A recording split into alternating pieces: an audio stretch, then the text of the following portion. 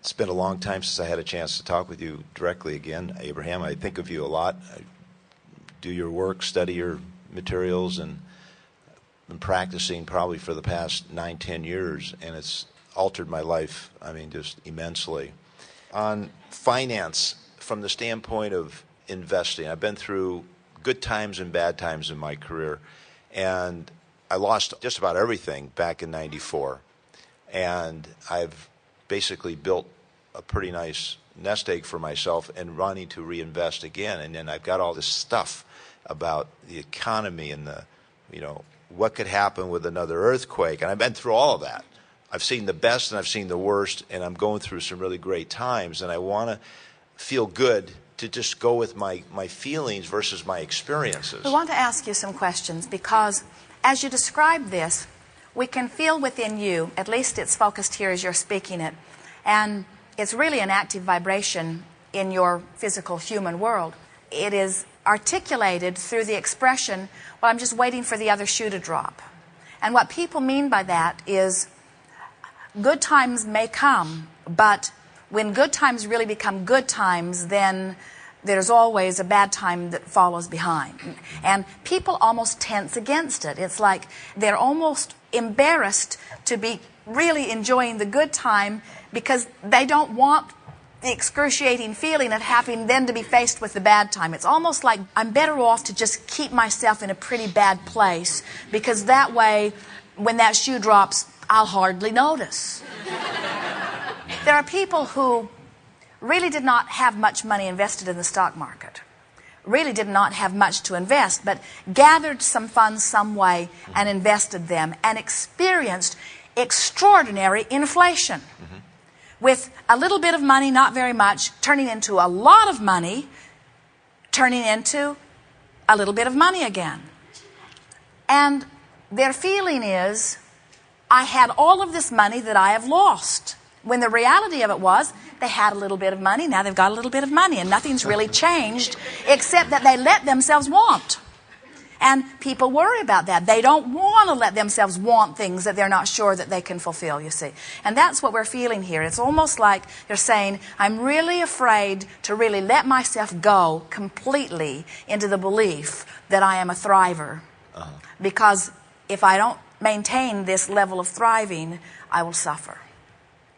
Esther heard just a few sentences of an interview of a very influential man on television the other night. And he was saying to his interviewer that he believes that the thing that is going most wrong in corporate economy is the rigid belief that next quarter must be bigger financially than this quarter, and that this quarter must be bigger than last quarter. In other words, it's this belief that every quarter has got to, no matter what, show growth over the other. And Esther knew exactly why he is understanding that, because it takes all the fun of it. It means you're not doing anything for any other reason other than for the growth factor. And she knows that when you're doing things other than for the joy factor, that then you're not able to read your vibration right. Then you can't tell where you are in the balance of anything, you see.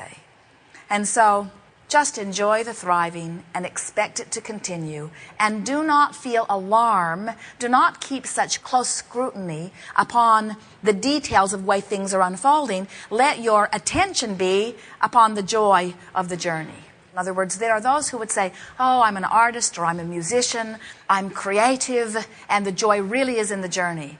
And those who are accountants or those who are in real estate or those who are computer programmers might say, well, my joy is more in the destination because the journey sometimes is a little bit of a grind. And we say, you got to make that journey joyful.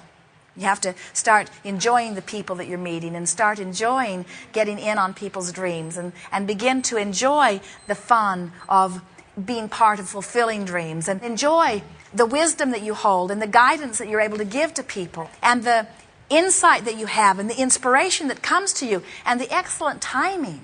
Begin enjoying the intuition that comes to you, the impulse to act and the rightness of the action. There's so much about what you're doing that you recognize, oh, that was a good move. That was really good timing. And as you start enjoying more of that, what begins to happen is the outcome becomes irrelevant because the dollars are just non-essential. They are huge and therefore non-essential. In other words, they become a non-issue. The joy of the journey becomes the issue. And then people gravitate to you because they want the good experience. You find them saying to you, even when things don't work out in the way that you all planned, hey, it was a great time. We all learned a lot. We're in a better place. Next time will be better. You'll hear them say, when I get geared up for the next one, I'll call you. And they do. You say? Good. Outstanding. Thank Yes, you it is. very much. Yes, it is.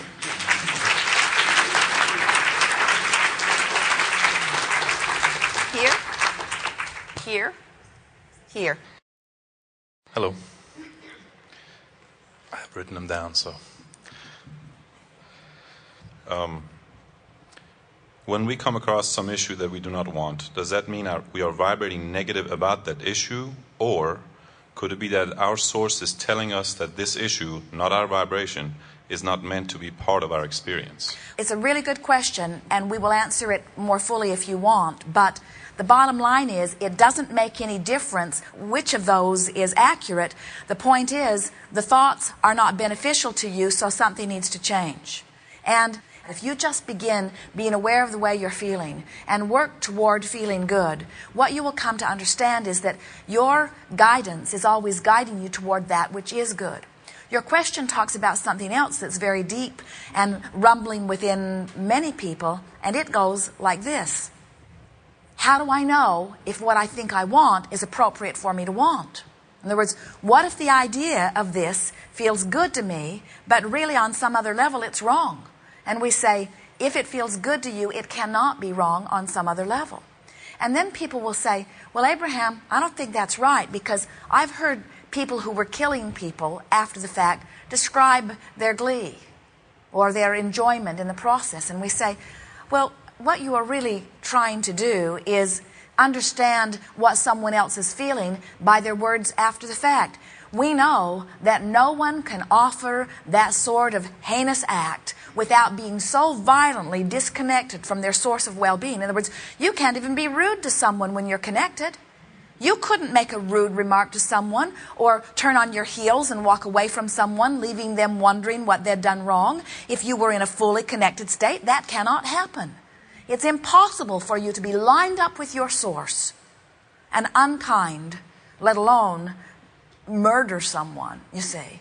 And so you never need to worry. Once you have taught yourself this art of being aware of your connection to source, you never need to worry about something feeling good not really being good. Thank you. Yes, indeed.